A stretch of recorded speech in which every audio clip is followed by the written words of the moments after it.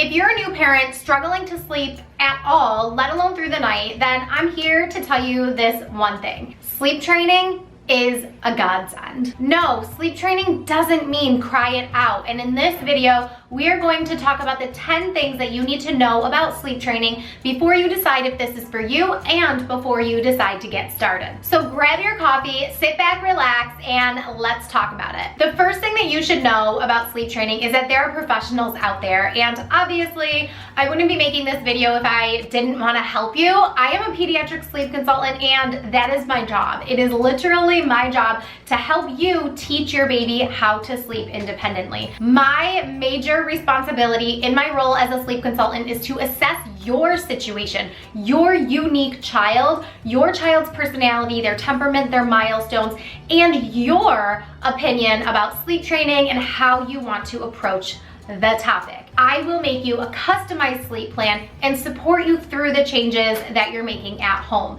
You don't have to do it alone, and you definitely don't have to take to Google and be overwhelmed with all of the information overload that is on the internet. So I'm going to leave a link in the description box down below to my business website so that you can look at the sleep consultation packages that I offer. If you're ready to make the investment and make changes, then I highly recommend that you reach out, set up a free evaluation, and we can get started in as little as like 2 to 4 days. The second thing that you need to know before jumping into sleep training is you need to know your child's specific sleep needs. You need to have age-appropriate sleep expectations. How much should your child sleep? How often do they need to sleep? Where and when and how do they need to sleep? You should know all of these things so that you have the proper expectations before sleep traiing. The third thing that you need to do is have a commitment to consistency. There's no more mentality of I've tried everything, or I will try everything, or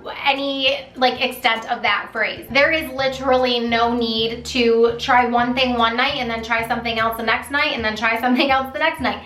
That's not how babies learn. That's not how toddlers learn. That's not how adults learn. So we don't need to have that mentality. We need to have the mentality of commitment to consistency. The fourth thing that parents should know before jumping into sleep training is that you need to have good communication with all caregivers. Whether or not your child is being cared for by yourself, grandma and grandpa, or a daycare provider, whether that's in-home or in a daycare center, everyone needs to be in the loop about what exactly is your child needing as far as how they're falling asleep, when they need to fall asleep, how they need to fall asleep, what they need to wear to fall asleep. All the things that are included in your child's sleep plan should be communicated to everybody who takes care of your child. The fifth thing that parents need to know before jumping into sleep training is that it needs to have proper timing with your life events.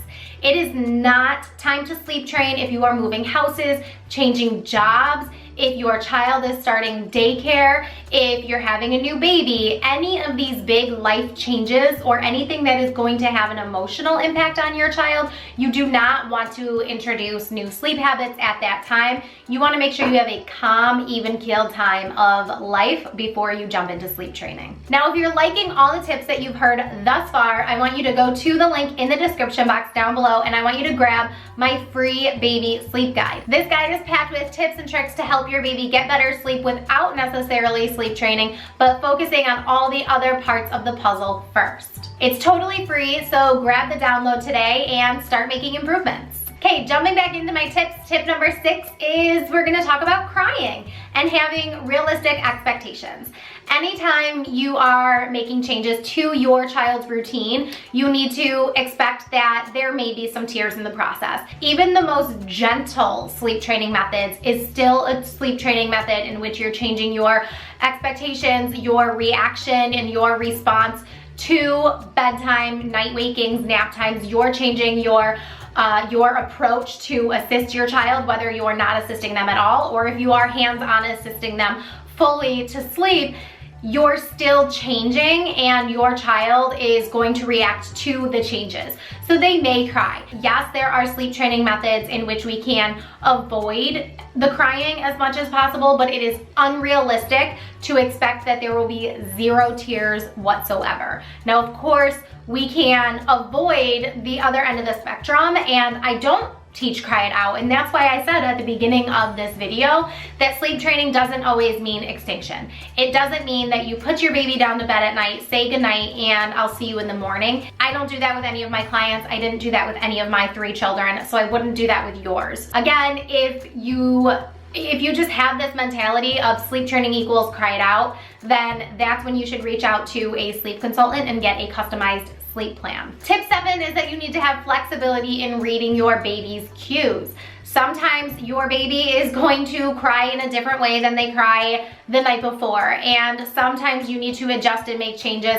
We did talk about being consistent and having a consistent plan, but also reading your baby's cues, meeting your baby where they are, making sure you're meeting their needs, because sometimes things happen in the middle of the night. These are humans, they're not robots, and sometimes if we think, hey, we're sleep training, we're not going in the room ever at all, even though I know that's not what I do, that is what some people do. It's important to have the flexibility and understanding that maybe your kid pooped, maybe your kid soaked through their diaper, maybe they're teething and they need a little extra comfort, maybe they've come down with a fever in the middle of the night. So having the flexibility of adjusting your plan as needed based on your child's needs is so important. Okay, tip number 8, this is what I call the category of good. You need to make sure that your child is in good health. You need to make sure that your child has good feeding routines. And you need to make sure that your child has a good sleep environment. So good health, self-explanatory. You don't want your child to be sick while trying to sleep train, because kids have higher sleep needs. I mean, all humans have higher sleep needs when we're sick, because sleep is healing. So we're not sleep training while your kid is sick. You need to make sure that your kid is getting everything that they need from you and from sleep while they're sick so that they can get better. You need to also make sure that you have good feeding routines established. So this goes for those younger babies who may be 4, 5, 6 months old. They are still very new to this world, and they are still very new to learning how to eat, when to eat, and in which way you may be feeding them. So making sure that you have those routines established is very important before sleep training. And then, of course, the sleep environment is going to be a very important thing as well. You need to make sure that you're following the ABCs of sleep, so your baby's sleeping alone on their back and in the crib, and you need to make sure that their sleep environment, so their entire bedroom around them, is appropriate. So it needs to be blackout dark, it needs to have white noise, and you need to make sure it's between 68 and 72 degrees so that your baby is not too cold or too hot. Once you have all of those things all good, then you know that everything, like all your child's needs, are met and that you can proceed with sleep training. Tip number 9 is to make sure that you have emotional support during the process. Now, whatever sleep training method you go with, you're either going to go with a very gentle, gradual method that's going to take longer, or you're going to go with a method that may be quicker. You're ripping the Band-Aid and your child is going to cry more. So whichever one you think is best for your family and for your baby, it doesn't matter. You still need to have the emotional support system, whether that's with your partner, with your mom, with your aunt, with a friend, with a cousin, with anybody. You should have an emotional support system. And hello, that's exactly what I do as a sleep consultant. I can't tell you how many times I tell moms, give yourself more credit. Don't be so hard on yourself. You're not screwing up your kid. Your kid's not going to hate you. Your kid is going to love you so much because they're going to be well rested and happy. Have that emotional support system while you are on the journey to better sleep. And then number 10, I wanted to talk about having the expectation of sleep regressions. Just because you are sleep training and your baby's learning to sleep through the night doesn't mean that they're not going to go through regressions, because they are. There are sleep regressions that happen whether or not your baby learns how to sleep independently or not. There are several videos on my channel about sleep regressions, whether it's the 4-month, the 8-9 month sleep regression, the 12-month sleep regression, the 18-month sleep regression, the 2-year sleep regression. I have videos about so many sleep regressions, but in addition to that, I also have a video on burst night. You should watch that after this one, because that is the first thing that is going to happen when you're sleep training. And I want parents to be prepared that it's going to get better, and then your child is going to regress for about 1 night, and then things will get better again. But for more details about burst night and how to handle it, watch this video when you're done watching this one. Don't forget, grab the free baby sleep guide in the description box down below. It is full of all the goods and juicy information you need about baby sleep. And not only are you getting all the information in the free baby sleep guide, but I'm also sending you emails after you get the sleep guide that's giving you even more sleep information. So grab that in the link down below. Don't forget to watch about birth night and keep blooming. Mwah.